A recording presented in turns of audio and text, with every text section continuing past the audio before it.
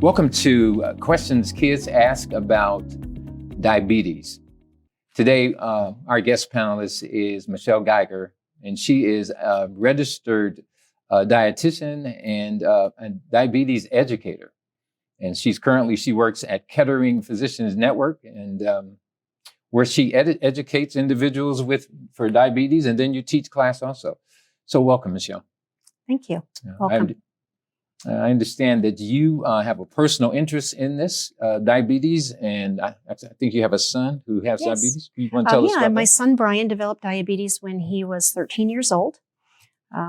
It just came out of the blue. His friend had been with him at Laser Web. Okay. And when they both came home, he stepped aside and said, Brian doesn't look good. And he didn't feel good the whole time that he was there. And, I looked at my son and I noticed that he had lost a lot of weight. And then I thought back that he's been losing weight. Okay. And it made me a little nervous. So as a diabetes educator, which I was at the time, I went ahead and decided to test his blood sugar levels, and they were elevated. So we went to Children's Hospital, and that's where he was diagnosed with diabetes. Okay. What is diabetes? Diabetes is when the level of sugar in your blood is a little bit higher than it should normally be. Okay. It typically is something that's inherited from your family, meaning that you may have an aunt or an uncle or a mom or your dad that has diabetes. It's not caused by eating sugar, which a lot of people think that it is. Instead, Wait.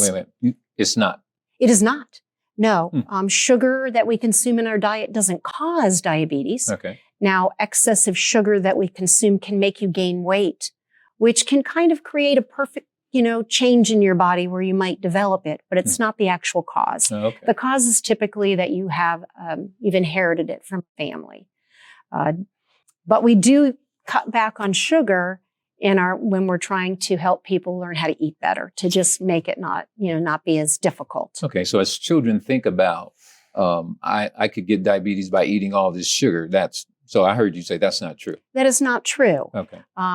But what I would direct them to say is when I have a healthy diet, I'm less likely to develop higher blood sugar. A little example of a healthy diet for Okay, so a healthy child. Diet for a child could be something like a half of a turkey sandwich, an apple, and some carrot sticks and celery with peanut butter for lunch. Oh, okay. That's kind of a nice lunch meal. And could be a glass of milk that you have with that meal or just water. Jiffy peanut butter. Sure, could be Jiffy. It could be any brand. Okay. Okay. All right. So what's the difference between type 1 and type 2 diabetes? Can you help us with that? Type 1 diabetes happens when there's sort of an attack on your body. Okay. Usually it happens because there's a virus that attacks your body, or it also is genetic. So it has a family component, but it's a more sudden thing. Okay. That what happens is you no longer produce a hormone called insulin. Okay. And that hormone just keeps your blood sugars within normal levels, and all of a sudden you stop making any of that hormone. Attack on the body, body parts. Yeah. The area of our body is the pancreas, and that is where insulin is produced, and that's a hormone. Okay. And that hormone keeps your blood sugar in a perfect level all the time, no matter what you eat. Where is my pancreas? Where? Kind of down here. Okay. All right. Yes. Good. It's behind a lot of stuff. Oh. But yes. And so the pancreas, it releases insulin whenever you eat. Okay. And it helps bring those blood sugar levels back to normal. And in type 1 diabetes, the pancreas no longer produces any insulin. Okay. Okay. That's type 1. Type 1. Okay. Let's go to type 2. Okay, right. Okay. You no longer have any insulin in type 1. Type 2 diabetes is when the pancreas is still producing that hormone insulin that keeps your blood sugar normal. Okay. But it's producing less insulin. So blood sugar can be higher as time goes on. Typically, you do not notice anything. You will not feel differently. You may have to go to the bathroom a little bit more, but most of the time children don't notice this because it's like nighttime I gotta go to bed, or it could be maybe, more frequently than usual. Children are typically busy, so they may only go to the bathroom once or twice a day. Right. And you may notice that, a teacher may notice something like the child is asking to go to the bathroom 2 or 3 times during that period in class. Okay. Just a little more frequently. That can be a sign. Weight gain can be a sign too, that you might be on the road towards the type 2 diabetes. Okay. Where type 1 diabetes requires insulin to manage. Okay. Type 2 diabetes is all about changing your lifestyle and what you do, the things you do every day, being more active, eating a meal similar to what we talked about, a healthy meal. Does it matter what I eat? It doesn't matter what you eat in terms of developing diabetes, but it matters once you have diabetes. You want to look at changing some of the things you eat. The main thing that we want to decrease in both types of diabetes would be sugary beverages. Such as? Soda pop. Okay. That could be, Coke, Pepsi, things like Kool-Aid, punch, fruit punch, and even some juices like orange juice. Okay. And orange juice is usually considered a very nutritious drink, but if it's something that you're consuming a lot of, it can really bring your blood sugar levels up. I see. Okay, once you have diabetes, yes. Okay. So other beverages that I can think of would be, there's a lot of stuff that's out there now besides Kool-Aid, soda pop, sweet tea. That's a great one. So with your son, as an educator, did you identify diabetes immediately with him? No, obviously I missed some of the signs and symptoms. When I noticed constant exhaustion look in his eyes, looking very tired, worn down at the beginning of the day, which is unusual for a child. Right. That would be one of the symptoms that I saw. And then just, his friends saying, he's different, something's not right. And having the courage to come to an adult and say, I think there's something wrong with Brian. Okay. And when that happened, the light bulb went off. Okay. And it made me look at a lot of different things. And as a diabetes educator, I knew to just think about, checking him out. Right. So if one of the children wanted to ask a question, if they said, what else can I do to keep my blood sugar from being too high? How would you answer that for a young person? So one of the things is, again, trying to eat that balanced meal, making sure that you have, some vegetables and fruit in your diet, and maybe using those things as snacks. Vegetables, for example? So something like salads. Okay. I mentioned carrot sticks and celery. Spinach? Spinach, of course. Kale? Yes, kale would be fine. Cucumbers, tomatoes. Are you serious? Yes, okay. All of those good things. Okay. Yeah, those are all things that are going to help you because they have a very low sugar content and they're very filling. And so they keep you full in between meals. Okay, so VeggieTales. You know anything about VeggieTales? VeggieTales, it was a TV show of some type. Right? Where they tried to encourage vegetables. Yes. Right. Yes, with everybody.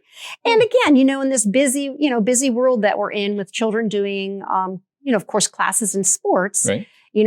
Oftentimes the meals come on the run where you're stopping somewhere to get something to eat. And very often we don't really have a lot of vegetables and fruit at our fast food restaurants. Correct. So it's just a normal part of children growing up that lessens a little bit, especially when they're active.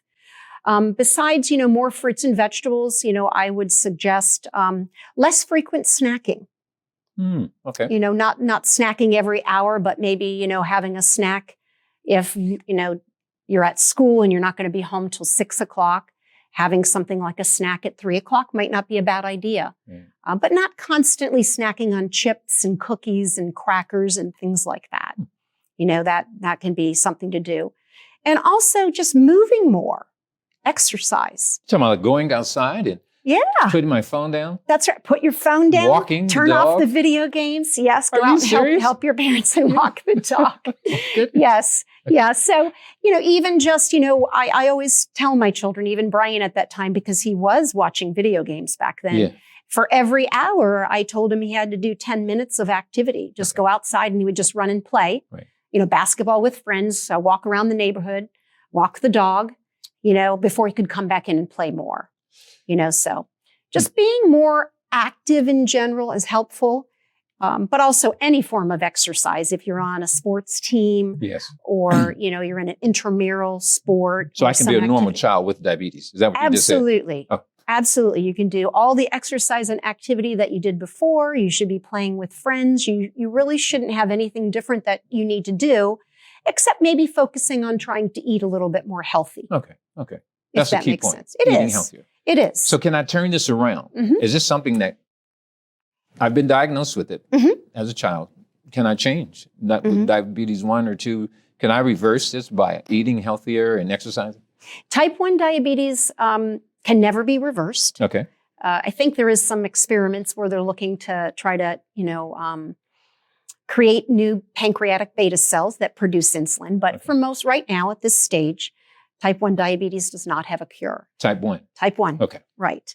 Type 2 diabetes can be, I don't want to say it's remission, because since you have a family history of the disease, it's always there. It's just that you can make changes in your lifestyle so that your blood sugar levels are in the normal range. Okay. The hard part about it is if you go off your healthy regimen of being active outside with your friends and eating healthier, and you gain weight and go back to your old habits, it can come back again. Okay. So it doesn't really go away. It just type 2 diabetes, when you do the things that the doctor recommends and your parents are asking you to do, you can stay at a very normal blood sugar level. Excellent. In general, though, most of your friends and your family members, people would not know that you have either type of diabetes because, it's very hidden. You can be a normal child. My son wore a pump. Okay. And he had it in his pocket all day. It was pocket size. And only, people asked because they were his friend and knew, but, he didn't get a lot of people asking because they couldn't see it. Right.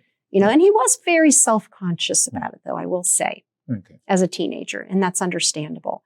So, so in general, what you learn to do as a child or what you start to do as a child, whatever you do, try to continue to do it for a long time. Don't, if you're active, it's good. Even in the wintertime, think about what can I do in the winter that can keep me active, because even the summer is easy. Right. You can go outside and play sports and do things, but the winter is a little more difficult, but there's other things that you can do inside. Certainly, I know there's a video game. I think it's a Wii and a bunch of them where you can jump around and dance around and be super active. And it could be both watching your video games, but also exercising at the same time. So that's a key. That's a key. Yeah. That's a key. So in summary, so can I still be a normal child with diabetes? You said yes. Absolutely. What else can I do to keep my blood sugar being not too high? Okay. You've kind of answered that. Yeah. Continuing to cut back on sugary containing beverages, and eating, healthy, balanced meals that we talked about. And type 2 diabetes, I can actually exercise, eat properly, stay active, and I can turn this thing around almost. Yeah, you can. Yeah, right. Yeah, you can kind of halt it in its tracks. Right. But type 1 is going to require a little more discipline on my part of eating right, exercising, and as a patient, yes, because with type 1 diabetes, they have to take insulin. So there's a medication that's thrown in there too. So you will always be on that medication. You will always have to take insulin. Okay. So it's, a little bit more challenging, definitely doable. There should really be nothing that you can't do with either form of diabetes. So it does matter what I eat, correct? It does. And, there's a great illustration of this. It's called the healthy plate. Okay. And so the healthy plate shows a plate that's about 10 inches wide. Half of the plate is vegetables. A quarter of the plate is a serving of protein foods, like maybe some chicken or a hamburger. And the other part of the plate is foods that contain carbohydrate, which carbohydrate becomes glucose when we eat. So that healthy plate shows you the balance that you need. And just doing that can make a huge difference, and following that type of regimen. So let's say the young person, I'm in sports and I have not been diagnosed with diabetes, but some of the symptoms you shared today as an educator, I've kind of had those issues. So how can I find out if I have diabetes as a child? Well, if you're concerned, if you have diabetes, your family doctor, pediatrician, can test your blood glucose levels, blood sugar levels, to see if you're in the normal range.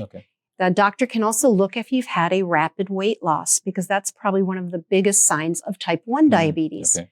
The doctor can look at your weight, and if you've gained weight, that's more of a sign of type 2 diabetes. Okay. And so the doctor can, of course, check the blood sugar levels and see where you're falling within that range and make suggestions. Okay. And if the doctor knows the family history of diabetes, he can give some similar recommendations of eating a balanced meal and being active. Some of the same things that would help them understand what they need to do. Wonderful. This has been very insightful. And actually, your son is 20. He has a birthday coming up. Right? He's 23 tomorrow. Okay, right. St. Patrick's Day. Right. That's his birthday. Okay.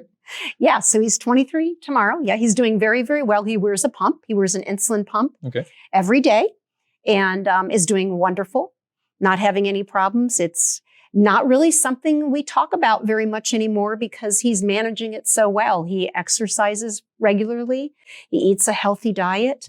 And he wears his pump, and he's able to monitor his blood sugar on his phone. He can see where his blood glucose levels are, his blood sugar levels are on the phone. Excellent. Which is, then he can make adjustments.